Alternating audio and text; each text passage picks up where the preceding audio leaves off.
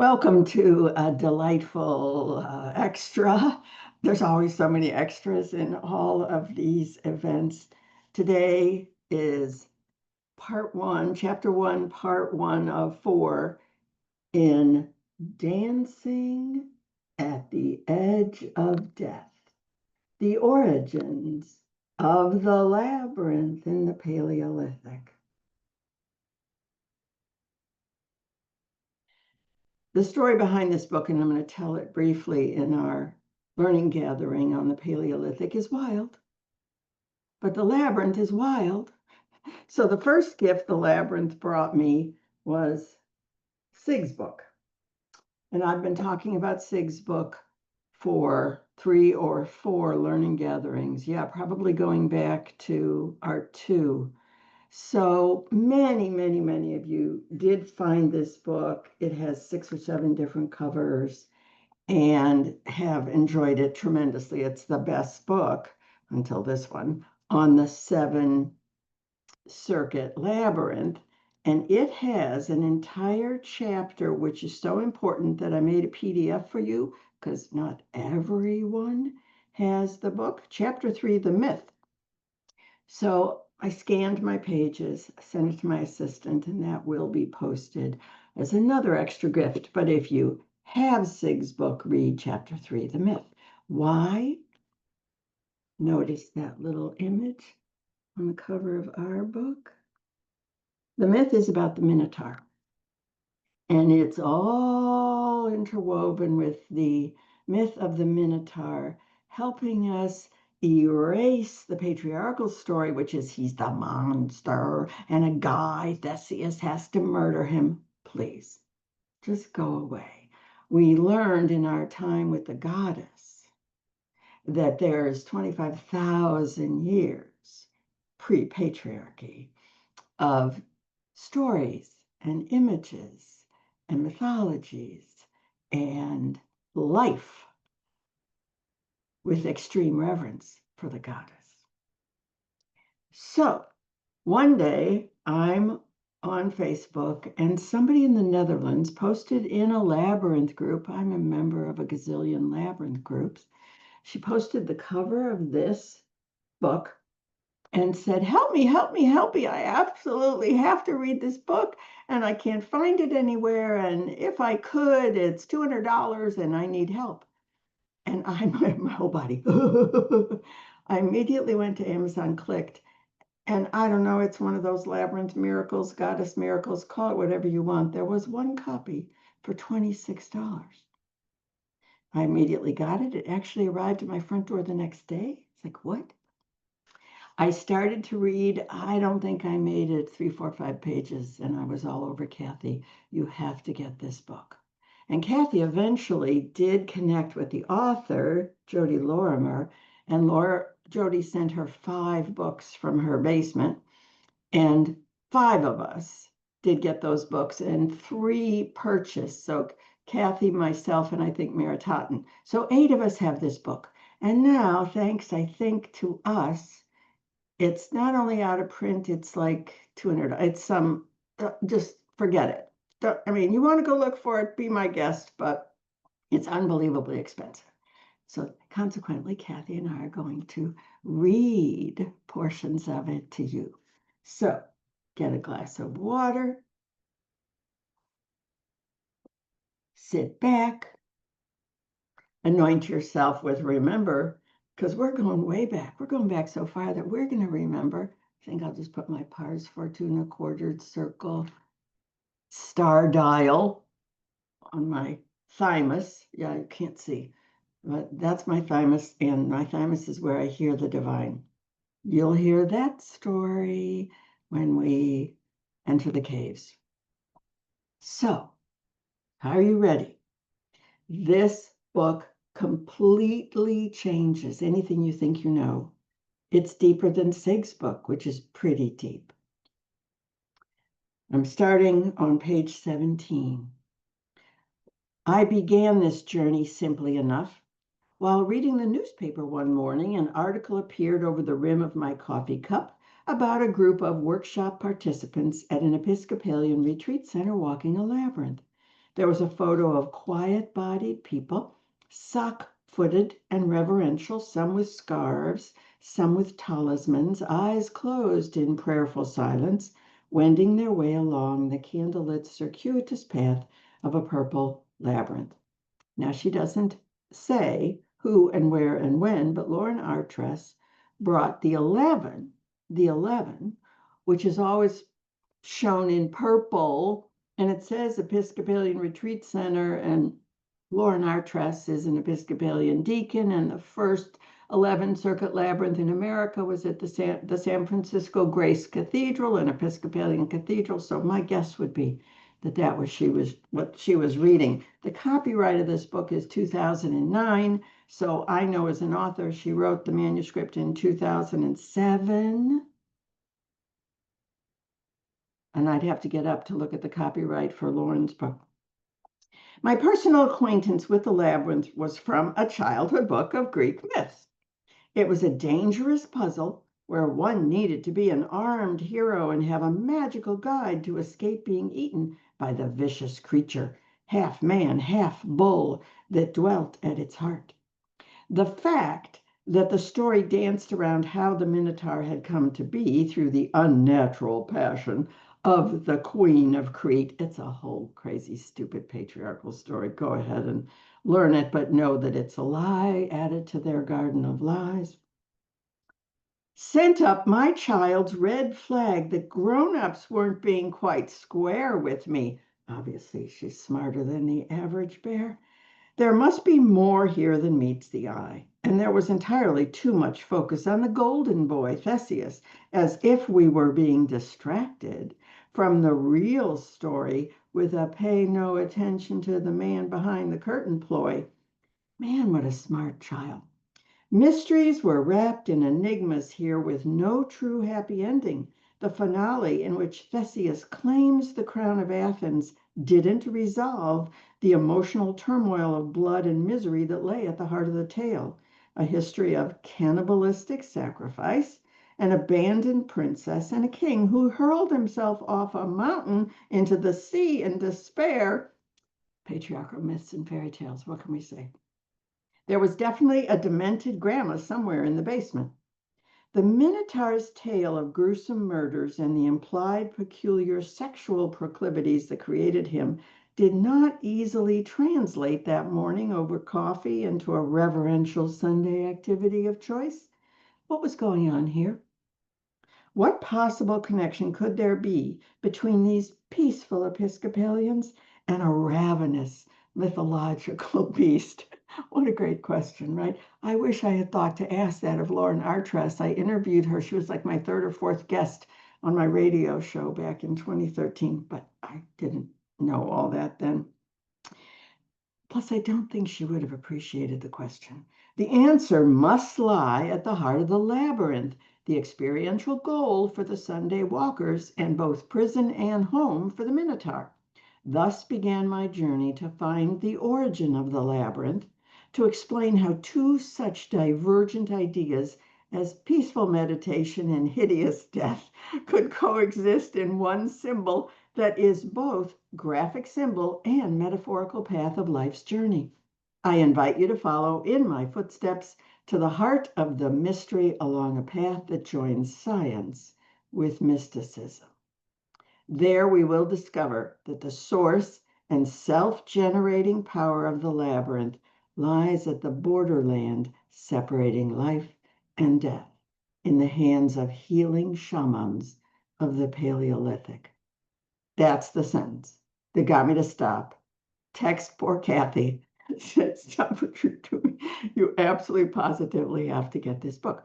Because keep in mind the timing.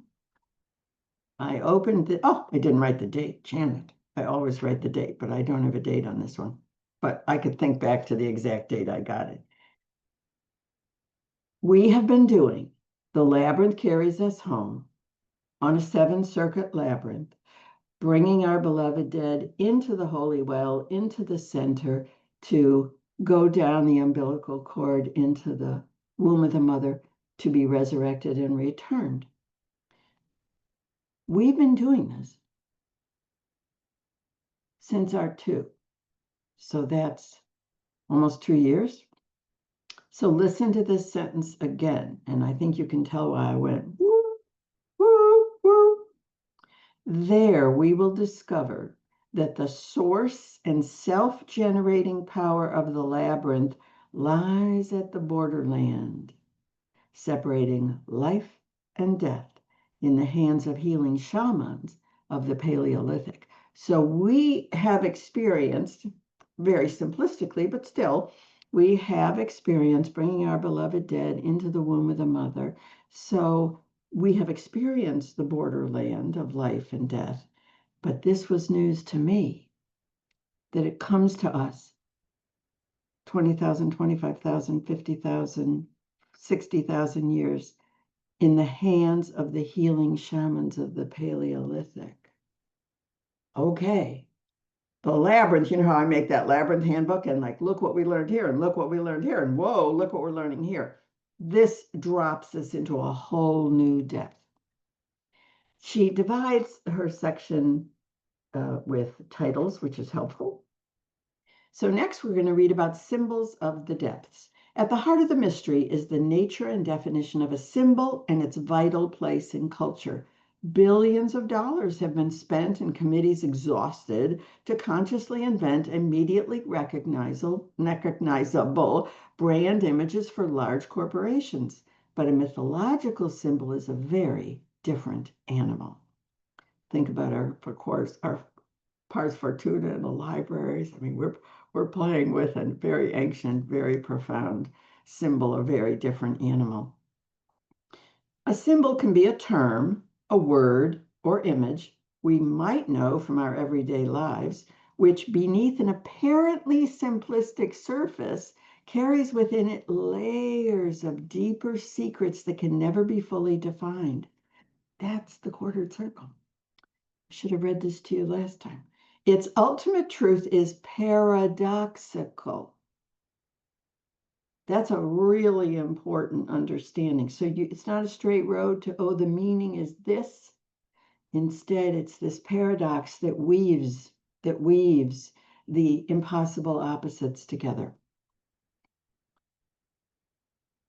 Its ultimate truth is paradoxical, both somewhere deep inside our being and far beyond our rational awareness, where we discover experiences beyond those our reasoning mind can grasp. In other words, let's go from our left brain to our right?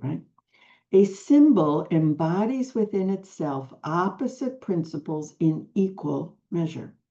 A mystical koan, like the sound of one hand clapping, that causes our reason to rebel against it, but our imagination to reverberate. At its deeper levels, the symbol acts like a crucible, a churning dynamic of repelling energies, generating perpetual metamorphoses that boost us out of normality and into the realm of the divine. Through the marriage of mystical contradiction, transcendence beyond the constraints of the material world is attained. All spiritual paths have symbols that reveal greater truths through this resolution of opposites. The Hindu mandala squares the circle. The Chinese yin-yang contains the dark passive female principle and the light active male principle, divided by a sinuous line. Each part holds within it a bit of the other, as everything contains an opposite. The Star of David unites two triangles, one representing the male principle and one the female, among other interpretations. That double triangle is in 15 different cultures. The labyrinth is also a dualistic symbol divided by left or right hand turns, or the journey inward followed by the journey out. At the heart of all these dynamic symbols lies a still center, the transcendent union of opposites where all motion ceases. We call that the holy well, or the center of the labyrinth. The unconscious releases its fantastic vapors continually, and we cannot ignore those persistent phantasms. Is that how you pronounce that? Phantasms? Whose power is able to frighten or entrance us. Sometimes this happens spontaneously through illness, dreaming, or other rapturous states. When it does, the unbidden manifestation of a symbol in one's life, appearing like a fiery angel at the gates of consciousness, can provoke overwhelming emotion and personal transformation, the Saul on the road to Damascus experience. We find ourselves drawn to an image and may suddenly see it everywhere. I was captivated by the unexpected appearance of a labyrinth in my local newspaper and launched on this investigation. Perhaps we have a recurring dream that insists on reappearing in our sleep. A picture pours unbidden onto the canvas, or an unexpected metaphor materializes in our writing. Symbols operate of their own volition. I underlined that. Symbols operate of their own volition, a miracle apart from our conscious selves, yet one that tugs at our deepest needs with both an intimacy we've never experienced before and one that unites us with the realm of universal truth. Emerging charismatic leaders often reveal a symbol representative of their newly inspired authority, arising as a remedy for the ills besetting a people during a time of painful historical upheaval. The symbol's spiritual and psychosocial content, propelled by the leader's conviction and power of personality, is adopted by an entire society. It is incorporated into the society through rituals and ceremonies that respond and appeal to those people who interpret its message for the masses. History is transformed as a result. You can think of a gazillion horrible examples of that, right? This book will show this was true of human society in the Paleolithic, when the labyrinth first coalesced into form. Consider the religious and socio-cultural impact of the Christian cross and its influence for good and for ill over the last 2,000 years, beginning with the crucifixion of Jesus. The cross was originally a brutal form of prolonged execution employed liberally by the Romans and others before them. I didn't know that or think about that until I read it in this book. With the death of Jesus, however, this simple conjunction of a vertical and a horizontal line became a symbol of suffering, forgiveness, martyrdom, and the achievement of spiritual transcendence. Carried to a mystical level, it represents the opposing principles of the universe, the material world and the spirit world, with the intersection being the unification of those opposites, the spirit journey of the glory road by which all souls meet in God. Medieval iconography emphasizes the dualistic nature of the cross by adding equal and opposite images, lions and lambs. And the bloodied body of Christ at the moment of translation into radiant spirit wreathed with lilies and roses. Showing lilies and roses on the crucifix always kind of made me sick to my stomach. Like, excuse me, this poor man is suffering the worst death humanity was possible of creating at that time. Don't give me lilies and roses.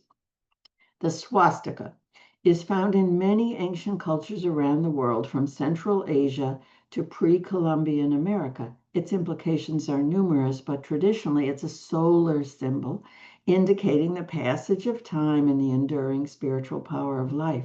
Now, however, the swastika chosen by Hitler as the insignia for his nationalistic Nazi party reverberates with the horrors of the Third Reich. And it really can't be, or it feels to me like it can't be redeemed.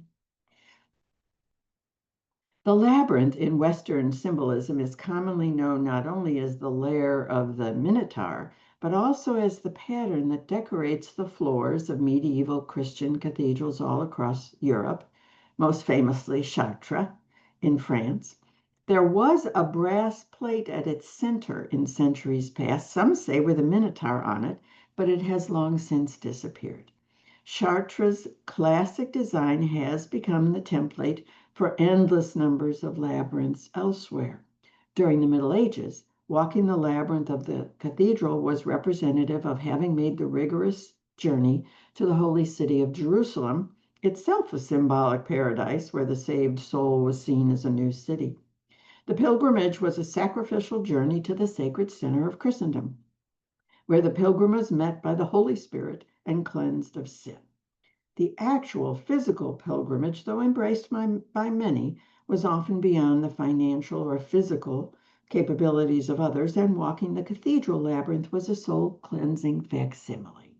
How, then, can a labyrinthine symbol so easily contain both monster and God at its center? What spiritual experiential metaphor links these paradoxical visions across the vast gulf between them and has done so for people all over the world? And what is the process by which symbols make themselves known in the world? From what dimension do they surface in our lives to shatter a bulwark of old beliefs or to knit together the fabric of a new spirit, arising like a gold cloth woven from straw in the middle of the night? I leave you with that sentence. From what dimension do symbols surface in our lives to shatter a bulwark of old beliefs or to knit together the fabric of a new spirit, arising like gold cloth woven from straw in the middle of the night? And Kathy will now read you Chapter 1, Part